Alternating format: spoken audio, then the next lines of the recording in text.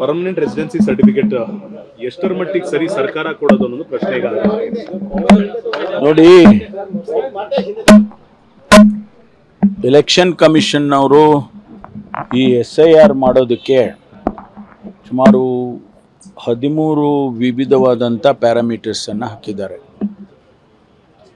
ಅದರಲ್ಲಿ ಭಾಳಷ್ಟು ಪ್ರಶ್ನೆ ಬರ್ತಾ ಇರೋದು, ಉದ್ಭವ ಆಗ್ತಾ ಇರೋದು, whether you are a permanent resident or not. ಈ ಪ್ರಶ್ನೆಗಳು ಬರ್ತಾ ಇದೆ. ಅದಕ್ಕೆ ನಾವು ರಾಜ್ಯ ಸರ್ಕಾರ ವಿದಿನ್ ಅವರ್ ಲಿಮಿಟೇಷನ್ಸ್ ಅದನ್ನು ನಾವು ಒಂದು ಸರ್ಟಿಫಿಕೇಟ್ ಕೊಡಿ. ಈಗ ಹಿಂದೆ ಎಲ್ಲ ಕ್ಯಾಸ್ಟ್ ಸರ್ಟಿಫಿಕೇಟ್ ಯಾರು ಕೊಡ್ತಾಯಿದ್ರು? ಹಿಂದೆ ಎಲ್ಲ, ಈಗ ನಾವೆಲ್ಲ ಶಾಲೆಯಲ್ಲಿ ಓದುವಾಗ ನಮಗೆ ಸರ್ಟಿಫಿಕೇಟ್ ಕೊಡೋರು. ಅದೇ ಪ್ರಕಾರ ಅದೇ ಕಂಟಿನ್ಯೂ ಮಾಡಿದ್ದೀವಿ. ಅದೇನು ಹೊಸದಾಗಿ ಮಾಡೋವಂಥದ್ದಲ್ಲ. ಹಿಂದೆ ಯಾವುದೇ ಕಾಸ್ಟ್ ಸರ್ಟಿಫಿಕೇಟನ್ನು ಕೇಂದ್ರ ಸರ್ಕಾರ ಏನು ಕೊಡ್ತಾ ಇರಲಿಲ್ಲ, ರಾಜ್ಯ ಸರ್ಕಾರನೇ ಕೊಡ್ತಾಯಿದ್ದು. ಇಲ್ಲಿವರೆಗೂ ಯಾವ ಸರ್ಟಿಫಿಕೇಟ್ ಕೇಂದ್ರ ಸರ್ಕಾರ ಕೊಟ್ಟಿದೆ?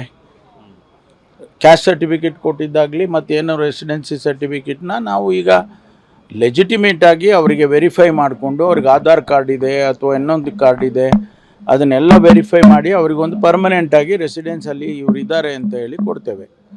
ಅದರಲ್ಲಿ ಏನು ತಪ್ಪಿದೆ? ನಡೆಯೋ ಟೈಮ್ನಲ್ಲೇ ಕೊಡಬೇಕಿಲ್ಲ. ಅಲ್ಲ, ನೀವು ಇವಾಗ ಅವಶ್ಯಕತೆ ಇದೆ ಅಂತ ಕೊಡ್ತಾ ಇದ್ದೀವಿ. ಈಗ ಹುಡುಗರು, ನಮ್ಮ ವಿದ್ಯಾರ್ಥಿಗಳು ಸುಮಾರು 50-60 ಸಾವಿರ ಜನ ಕ್ಯಾಸ್ಟ್ ಸರ್ಟಿಫಿಕೇಟ್ ಇಲ್ಲದೆ ಅವರಿಗೆ CET-ನಲ್ಲಿ ಅದರಲ್ಲೆಲ್ಲ ತೊಂದರೆ ಆಗಿದೆ. ಸಪೋಸ್ ನಾವು ಇದನ್ನು ಕೊಡುವಾಗ ಈಗ ಪರ್ಮನೆಂಟ್ ರೆಸಿಡೆನ್ಸು ಸರ್ಟಿಫಿಕೇಟ್ ಕೊಡುವಾಗ ಒಂದು ವೇಳೆ ಅದರಲ್ಲಿ ಕ್ಯಾಸ್ಟ್ ಸರ್ಟಿಫಿಕೇಟ್ ಕ್ಯಾಸ್ಟನ್ನು ಮೆನ್ಷನ್ ಮಾಡಿದರೆ ದಟ್ ಬಿಕಮ್ಸ್ ಎ ಡಾಕ್ಯುಮೆಂಟ್. ಅದು ಆ ಮಕ್ಕಳಿಗೆ ಅನುಕೂಲ ಆಗುತ್ತೆ.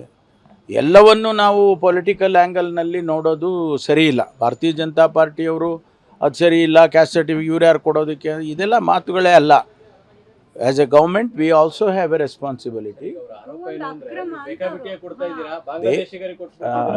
ಅದೆಲ್ಲ ಬಾಂಗ್ಲಾದೇಶದ ಪ್ರಶ್ನೆನೇ ಬರೋದಿಲ್ಲ. ಇದು ನ್ಯಾಷನಲ್ ಇಶ್ಯೂ. ನಾವು ಬಾಂಗ್ಲಾದೇಶದವರಿಗೆ ಸಿಟಿಸನ್ಶಿಪ್ ಕೊಡೋಕ್ಕಾಗುತ್ತಾ?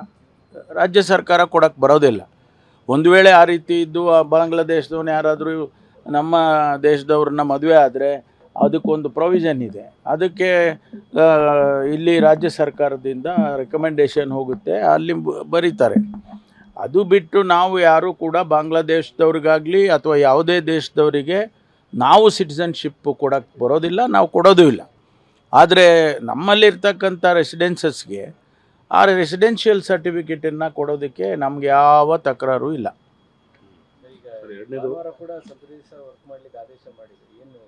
ಅಲ್ಲ, ನಮಗೆ ಈಗ ಬೇಗ ಸ್ವಲ್ಪ ಈಗ 2 ದಿನ ರಜಾ ಬಂತಲ್ಲ, ಶನಿವಾರ ಭಾನುವಾರ, ಅದು ಸ್ವಲ್ಪ ಮೇಕ್ ಗುಡ್ ಮಾಡಬೇಕು ಅಂತ ಅದನ್ನು ನಾವು ಮುಂದಿನ ದಿನಗಳಲ್ಲಿ ಕಾಂಪನ್ಸೇಟ್ ಮಾಡ್ತೀವಿ. ಅದೇನೋ ಅವ್ರಿಗೆ ಲಾಸ್ ಆಗೋದಿಲ್ಲ. ಅದಕ್ಕೆ ಒಂದು ದಿವಸ ಅದನ್ನು ಮಾಡಿದ್ದೇವೆ. ಈಗ ಈ ಪಾವತಿ ಆಗ್ಬೋದು, ಹಕ್ಕುಪತ್ರಗಳಾಗ್ಬೋದು, ಇವೆಲ್ಲ ಸ್ವಲ್ಪ ಫಾಸ್ಟ್ ಫಾರ್ವರ್ಡಾಗಿ ಬರೀ ಎಷ್ಟು ದಿವಸ ಅದನ್ನೇ ಮಾಡ್ಕೊಳ್ತಾ ಕೂತ್ಕೊಳ್ಳೋದು. ಆಮೇಲೆ ಈಗ SIR ಬೇರೆ ಇದೆ, ಆಮೇಲೆ ಸೆನ್ಸಸ್ ಬೇರೆ ಬರುತ್ತೆ. ಸುಮಾರು ಕೆಲಸಗಳು ಅವರಿಗೆ ಜವಾಬ್ದಾರಿ ಹಾಕಿದ್ವಿ, ಅದಕ್ಕೋಸ್ಕರ ಮಾಡಿದ್ದೀವಿ. ಇಲ್ಲ ಕಂಟಿನ್ಯೂ ಇಲ್ಲ, ಒನ್ ಆಫ್ ಅಷ್ಟೇ, ಆ ಥರ ಏನಿಲ್ಲ.